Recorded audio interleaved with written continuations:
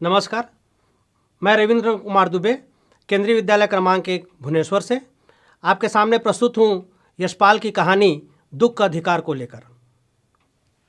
आइए सबसे पहले हम यशपाल जी की इस कहानी का हम आनंद लें। हालांकि कहानी का शीर्षक है दुख का अधिकार, पर इस कहानी का हम आनंद लेते चलते हैं, आगे बढ़ते हैं। सबसे पहले आइए हम यशपाल जी के जीवन से परिचित हो जाएं। यशपाल जी का जन्म 3 दिसंबर 1903 को पंजाब के फिरोजपुर छावनी नामक स्थान पर हुआ था। इनकी आरंभिक शिक्षा स्थानीय स्कूल में और उच्च शिक्षा लाहौर में संपन्न हुई थी। यशपाल जी विद्यार्थी जीवन से ही भारतीय स्वतंत्रता आंदोलन में सक्रिय रूप से उन्होंने अपनी भागीदारी दी। शहीद भगत सिंह के साथ उन्होंने देश को आज़ाद कराने में अपनी महत्वपूर्ण भूमिका निभाई।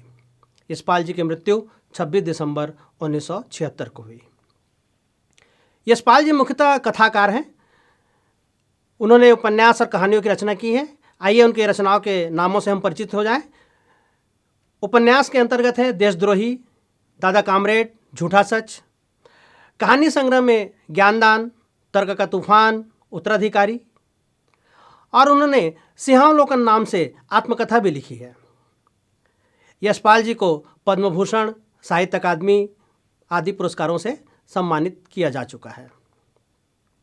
आइए हम यशपाल जी की कहानियों की विशेषताओं से परिचित हो जाएं। यशपाल जी प्रगतिवादी साहित्यकार हैं, अतः वर्ग संघर्ष, मनोविश्लेषण और पैना व्यंग उनके कहानियों में दिखाई देता है। सामाजिक और आर्थिक समानता पर बल उनकी कहानियों का मुख्य विषय रहा है। उनकी कहानियों की भाषा बड़ी सरल सहज है, इसीलिए हिंदी के अलावा उर्दू और अंग्रेजी के शब्दों के बेहिचक प्रयोग से पीछे नहीं हटते हैं। आइए अब हम दुख का अधिकार कहानी के कथ्य के बारे में जान लें। कथ्य का मतलब होता है उस कहानी के माध्यम से लेखक आखिर कहना क्या चाहता है।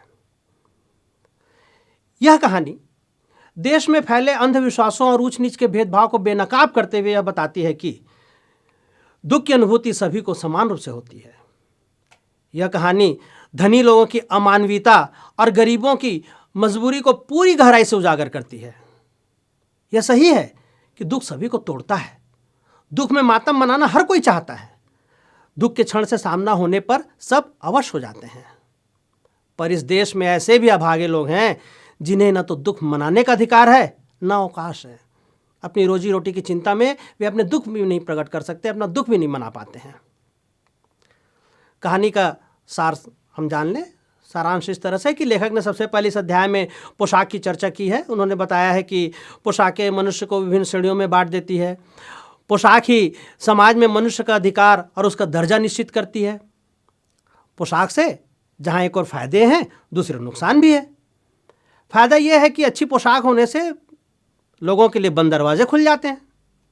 नुकसान यह है कि यदि कोई व्यक्ति है अच्छे कपड़े पहना हुआ है और वह अपने से निचली श्रेणी के गरीब से यदि उनके दुख सुख को जानने के लिए, उसके प्रति सहानुभूति व्यक्त करने के लिए यदि उसके साथ बैठना चाहता है तो उसकी पोशाक व्यवधान उत्पन्न करती है। इसको लेखक ने पतंग के उदाहरण के माध्यम से समझाया है कि जैसे कटी हुई पतंग है वह सीधे भूमि पर नहीं आती, वो हवा के कारण थोड़ी देर तक ऊपर तैरती रहती है। उसी प्रकार से पोशाक भी है, वह व्यक्ति को निचले स्तर के, निम्न श्रेणी के गरीब वर्ग से जोड़ने से रोकती है। लोग सोचते हैं कि मैं अच्छे पोशाक पहना हुआ हूँ, यदि मैं गरीब के साथ बैठकर उससे मैं बातें करूँगा तो लोग क्या सोचेंगे, लोग मेरे बारे में क्या कहेंगे। विद्यार्थियों, कई बार ऐसा ही हमारे साथ भी होता है कि हम बहुत सारे अच्छे काम करना चाहते हैं, केवल इसलिए नहीं कर पाते कि लोग क्या कहेंगे। हमें लोगों के कहने की परवाह नहीं करनी चाहिए। पोशाक के बाद आइए मुख्य कहानी जो आरंभ होती है उसकी ओर बढ़ते हैं। लेखक ने देखा कि फुटपाथ में और डलिया में खरबूजे बिक्री के लिए रखे हुए हैं और कोई खरीदार वहाँ नहीं आ रहा है। अब भाई खरीदार कब पहुँचते हैं? आप लोग बाजार जाते होंगे तो आपने देखा होगा, खरीदार है, बेचने वाले चिल्ला चिल्ला कर उन्हें आवाज़ें देते हैं, अपनी ओर आकर्षित करते हैं, अपने चीज़ों की प्रशंसा करते हैं, तो लोग पहुंचते हैं खरीदने के लिए। पर अब यहाँ पर लोग नहीं आ रहे हैं, खरीदार नहीं आ रहे हैं। उसका पीछे कारण क्या है कि बेचने वाली है वह कपड़े से मुंह छिपाए, सिर को घुटनों पर रखे फफक कर रो रही थी। अत्यंत दुखी थी वह। और ऊपर से लोग क्या कर रहे थे, ताने मार रहे थे। एक व्यक्ति है वह तो घृणा से थूकते हुए क्या कह रहा था, क्या जमाना है, जवान लड़के को मरे पूरा दिन नहीं बीता और यह बेहया दुकान लगा के बैठी है। दूसरा व्यक्ति है अपनी दाढ़ी खुजाते हुए वो कहता है, अरे जैसी नीयत होती है वह अल्लाह भी वैसी बरकत देता है। अब सोचिए लोग ऐसे ऐसे ताने मार रहे हैं, अभी तानों की श्रृंखला खत्म नहीं हुई है। तीसरा व्यक्ति है वह दिया सलाई के माचिस के तीली से अपने कान खुजा रहा था, वह उस तीली को फेंकते हुए क्या कहने लगा, अरे इन लोगों का क्या है, ये कमीने लोग रोटी के टुकड़े पर जान देते हैं, इनके लिए बेटा बेटी खसम लुगाई धर्म ईमान सब रोटी का टुकड़ा है। लाला जी जो परचून की दुकान के मालिक बैठे हुए वो भी पीछे नहीं हटते और वो भी कहने लगते हैं, उनका ताना सुनिए, अरे भाई उनके लिए मरे जिए का कोई मतलब ना हो, पर दूसरे के धर्म ईमान का तो ख्याल रख करना चाहिए। जवान बेटे के मरने पर 13 दिन का सूतक होता है और वह यहाँ सड़क पर बाजार में आकर खरबूजे बेचने बैठ गई। 1000 आदमी आते जाते हैं, कोई क्या जानता है कि इसके घर में सूतक है, कोई इसके खरबूजे खा ले तो उसका ईमान धर्म कैसे रहेगा। क्या अंधेर है, सोचिए ऐसे ऐसे ताने दिए जा रहे हैं। अब लेखक के मन में बड़ी जिज्ञासा हो गई कि लोग ऐसे ताने क्यों दे रहे हैं, ये बुढ़िया रो क्यों रही है। परंतु वही बात, अच्छे कपड़े पहने हुए थे लेखक, इसलिए समीप बैठने में उनकी पोशाक है व्यवधान बन गई। पर जैसे कि आपके लोगों के मन में भी विद्यार्थियों उत्सुकता जाग रही होगी कि आखिर वो रो क्यों रही थी। लोग उसे ताने तो दे रहे थे, पर वो ताने तो उसके रोने के बाद दे रहे थे, तो उसके रोने का क्या कारण रहा होगा। तो लेखक को भी उसी प्रकार से जिज्ञासा हुई और उसने क्या किया, अब बुढ़िया से तो जाके नहीं पूछ सकता था, बेचारी तो रो रही थी, दुखी थी, अपने दुख में डूबी हुई थी। तो उसने आस पड़ोस के दुकानों से जानकारी प्राप्त की। तो लेखक को पता चला कि इस बुढ़िया का 23 बरस का एक जवान लड़का था। उस लड़के का नाम था भगवाना। घर में बहू और पोता पोती भी है। 1.5 बीघा जमीन में कछारी करके जो भगवाना है वह पालन पोषण करता था अपने पूरे परिवार की। बाजार जाकर वह खरबूजे बेचता था, तो कभी भगवाना खुद जाता था तो कभी माँ चली आती थी खरबूजे बेचने के लिए। अब परसों की ही बात है, मुंह अंधेरे सुबह भगवाना है वह खरबूजे तोड़ने के लिए खेत में गया। अब अंधेरा होने के कारण उसे नहीं दिखा और मेड़ में एक सांप है तरावट में बिल्कुल ठंडकता का आनंद लेते हुए लेटा हुआ था। भगवाना उस पर नज़र उसकी नहीं पड़ पाई, नहीं देख पाया और वो जहरीला सांप था। उस पर भगवाना का पांव पड़ गया और सांप ने उसे डस लिया।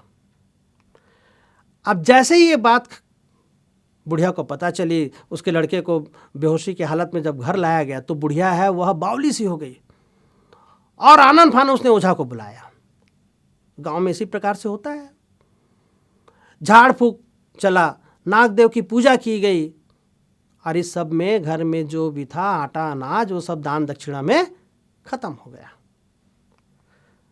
पर भगवाना को बचाया नहीं जा सका, उसकी मृत्यु हो गई। अब जिंदा आदमी तो नंगा रह सकता है, परंतु मुर्दे को, लाश को बिना कफन के उसका अंतिम संस्कार नहीं किया जाता है। अब बुढ़िया के घर पैसे की कमी, फिर भी उसके पास जो भी सामान्य जेवर थे वह जेवर बेचकर उसने कफन और अंतिम संस्कार पूरा किया। उसके बाद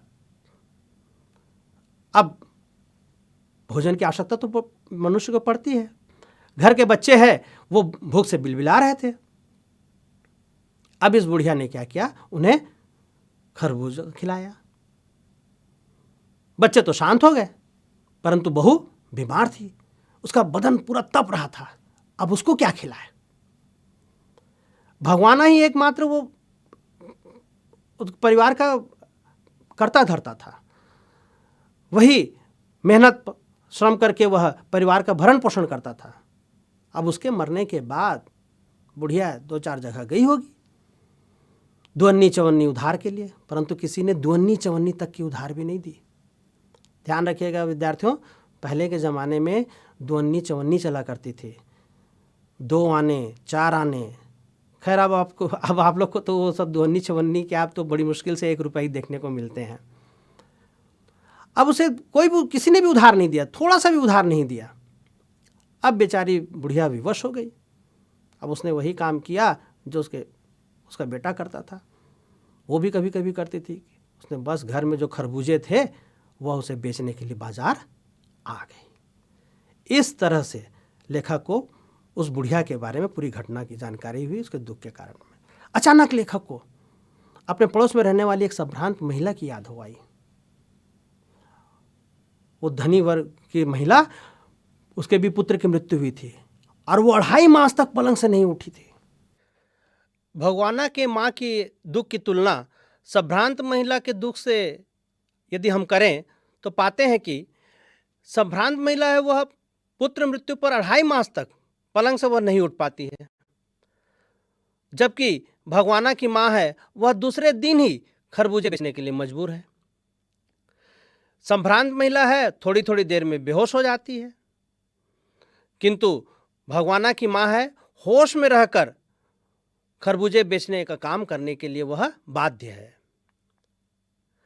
संभ्रांत महिला है वह होश आने पर निरंतर रोती है।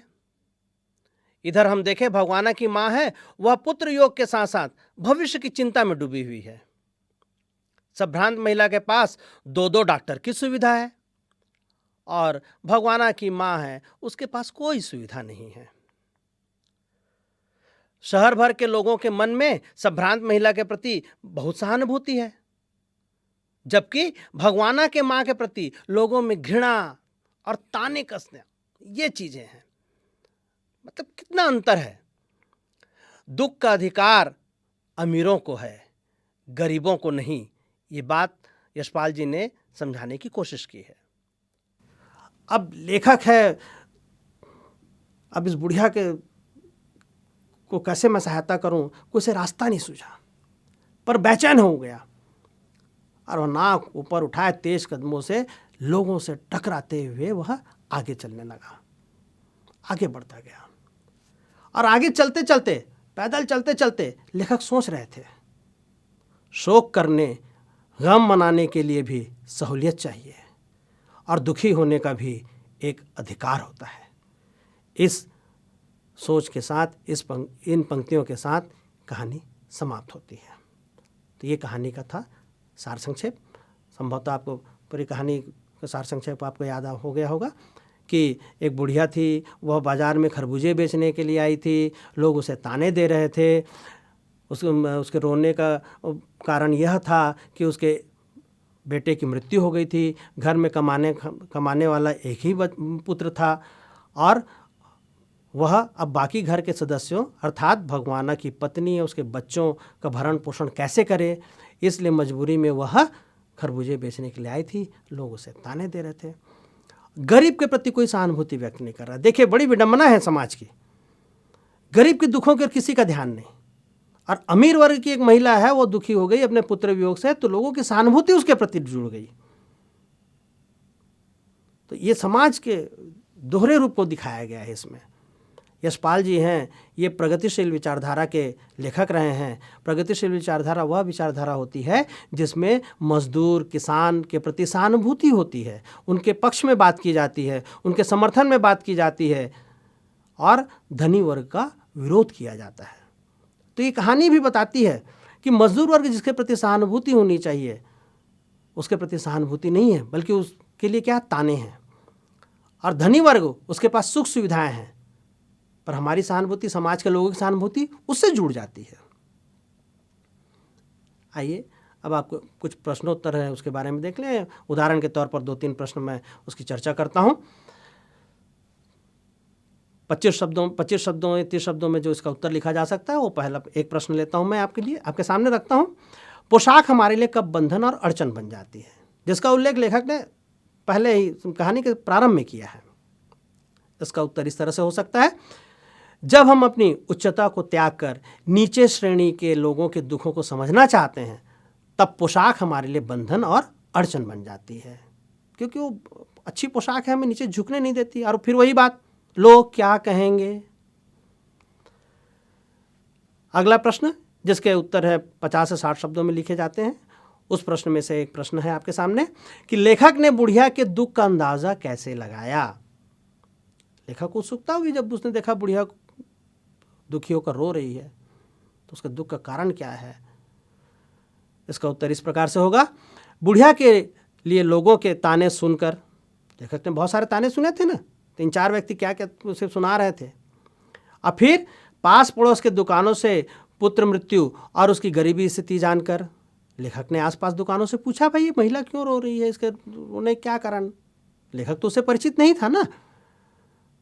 पता चला उसे भाई कितनी गरीबी स्थिति है, कोई से उधार भी नहीं दे रहा है, बेटा जो कमाने धमाने वाला था उसकी मृत्यु हो गई है।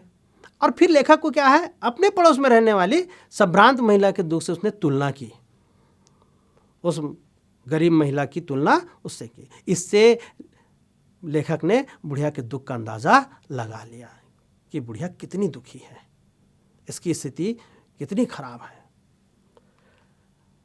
आशय स्पष्ट करने के लिए आपके पाठ्यपुस्तक के प्रश्नोत्तर में दिया हुआ है, तो उसमें हम देखें, आशय स्पष्ट करिए। शोक करने, गम मनाने के लिए भी सहूलियत चाहिए और दुखी होने का भी एक अधिकार होता है। उसका आशय स्पष्ट करना। विद्यार्थियों ध्यान रखिए, आशय स्पष्ट करने का मतलब यह होता है कि कोई भी एक पंक्ति दी जाती है उसको अच्छे से समझाना, ताकि उस पंक्ति का पूरा पूरा अर्थ समझ में आ जाए, उसका पूरा पूरा अर्थ प्रकट हो जाए। कई बार आशय स्पष्ट करने में विद्यार्थी क्या करते हैं कि जो पंक्ति दी रहती बस उसी पंक्ति को घुमा फिरा कर लिखते हैं। नहीं, इस तरह से नहीं होना चाहिए। पूरा कहानी के मूल चीज़ों को लेते हुए आशय स्पष्ट करना चाहिए, तभी है वह उत्तर आपका अच्छा बनेगा, स्पष्टीकरण तभी हो पाएगा। इसका उत्तर इसका आशय स्पष्ट इस प्रकार से होगा, बुढ़िया अपने जवान बेटे की मृत्यु का दुख भूलकर परिवार के पालन पोषण के लिए खरबूजे बेचने के लिए विवश है। मजबूरी थी ना उसकी, उसे लोगों से सहानुभूति नहीं मिलती, वह लोगों के घृणा और व्यंग का पात्र बन जाती है। दूसरी ओर आर्थिक रूप से संपन्न महिला 2.5 मास तक पुत्र शोक मनाती है, वह लोगों के सहानुभूति की पात्र बनती है। यह समाज की दोहरी मानसिकता को प्रकट करती है। दोहरी मानसिकता मतलब यह है कि स्थिति एक जैसी है, एक के साथ दूसरा व्यवहार, दूसरे के साथ दूसरा व्यवहार, एक का दुख दुख, दूसरे का दुख दुख नहीं है क्या। और यह विडंबना ही है कि समाज में दुख मनाने का अधिकार आर्थिक रूप से संपन्न लोगों को है और गरीब वर्ग को केवल दुख सहने का अधिकार है, उसे दुख मनाने का अधिकार नहीं है। उसकी स्थिति ऐसी नहीं है कि वह दुख मना भी पाए। विद्यार्थियों, ये तो थे प्रश्न जो अध्याय से सीधे सीधे जुड़े हुए। अब कुछ ऐसे प्रश्न आपके सामने मैं रख रहा हूँ जो इस कहानी को पढ़ने के बाद आपकी अभिव्यक्ति को, आपके विचारों को प्रभावित करते हैं। पहला प्रश्न है, यदि आपके आसपास भगवाना के परिवार जैसी घटना होती तो आप क्या क्या करते हैं। भाई कहानी को पढ़ते समय आपको लग रहा होगा ना, आपको आपके मन में ये आया होगा कि ऐसा करना चाहिए था, ऐसा नहीं करना चाहिए था। तो आप सोचिए कि यदि आप होते वहाँ, उस परिवार के आसपास रहते और ऐसी घटना घटती, तो पूरी कहानी के आधार पर आप बताइए कि यहाँ पर ऐसा हुआ, यहाँ मैं होता तो ऐसा करता, मैं ऐसा नहीं करता, रोकता। तो सब चीज़ों को लेकर आप लिखे, ताकि इस कहानी के बारे में आप कितने जुड़ पाए हैं, आपको इस कहानी ने कितना प्रभावित किया है, ये स्पष्ट हो जाएगा, प्रकट हो जाएगा। ध्यान रखिएगा, ये जो प्रश्न जो आपके सामने मैं रखने जा रहा हूँ, जिस इस प्रकार के प्रश्न, ये मुक्त उत्तर वाले प्रश्न हैं। मतलब इसका कोई एक निश्चित उत्तर नहीं होगा, सभी के उत्तर एक जैसे नहीं होंगे। भाई जैसे कि 4-5 विद्यार्थी जैसे हैं वो उत्तर लिखते हैं या पूरी क्लास उत्तर लिखती है, तो उसमें क्या होगा, सबके उत्तर अपने अपने तरीके से होंगे ना, हर कोई अपने हिसाब से सोचेगा। तो आप बताइए कि आप क्या क्या करते हैं। अच्छा, अगला प्रश्न ऐसा है विद्यार्थियों जो आपके शाला गणवेश से स्कूल यूनिफॉर्म से जुड़ा हुआ है। आप सबको यहाँ पर स्कूल यूनिफॉर्म में है ना, शाला गणवेश में है ना। तो ये बताइए, प्रश्न सीधा सीधा यही है कि विद्यालयों में छात्रों के लिए शाला गणवेश, स्कूल यूनिफॉर्म क्यों अनिवार्य किया जाता है? इस पर अपने विचार प्रस्तुत कीजिए, क्योंकि इस अध्याय में लेखक ने पहले पोशाक का वर्णन किया है कि भाई पोशाक से क्या प्रभाव पड़ता है, पोशाक है वह किस प्रकार से हमें फ़ायदा पहुंचाता है, या पोशाक है कभी कभी हमारे नुकसान का कारण क्यों बनता है। तो ये बताइए कि क्यों अनिवार्य किया गया है आपके लिए पोशाक, या जितने भी स्कूलों में विद्यार्थी पढ़ते हैं सबके लिए अनिवार्य है। अगला प्रश्न है कि कहानी में झाड़ फूक जैसे अंधविश्वास और सूतक परंपरा का उल्लेख हुआ है। वो जब भगवाना की मृत्यु होती है, जब भगवाना को सांप काट लेता है तो उसकी माँ जाती है ना ओझा को बुलाने के लिए, झाड़ फूक कराने के लिए, उसका भी उल्लेख है इस कहानी में। और जो लाला जी बोलते हैं कि सूतक लगा है और एक खरबूजे बेचने आ रही है, तो दोनों का उल्लेख इसमें हुआ है। तो कहानी में झाड़ फूक जैसे अंधविश्वास और सूतक परंपरा का उल्लेख हुआ है। समाज में फैले अन्य अंधविश्वास एवं गलत परंपराओं के बारे में लिखिए तथा उन्हें दूर करने के उपाय सुझाइए कि उन अंधविश्वास को, उन गलत परंपराओं को हम कैसे दूर कर सकते हैं, इसके बारे में भी आपको लिखना होगा, अपनी ओर से कुछ उपाय सुझाना है। ठीक है, तो इस प्रकार से ये कहानी ये समाप्त होती है। इसके आपके सामने मैंने सार संक्षेप, कुछ प्रश्नों के उदाहरण और मुक्त उत्तर वाले प्रश्न मैंने आपके सामने रखे। धन्यवाद विद्यार्थियों। अगली कक्षा में हम भाषा की बात करेंगे। धन्यवाद।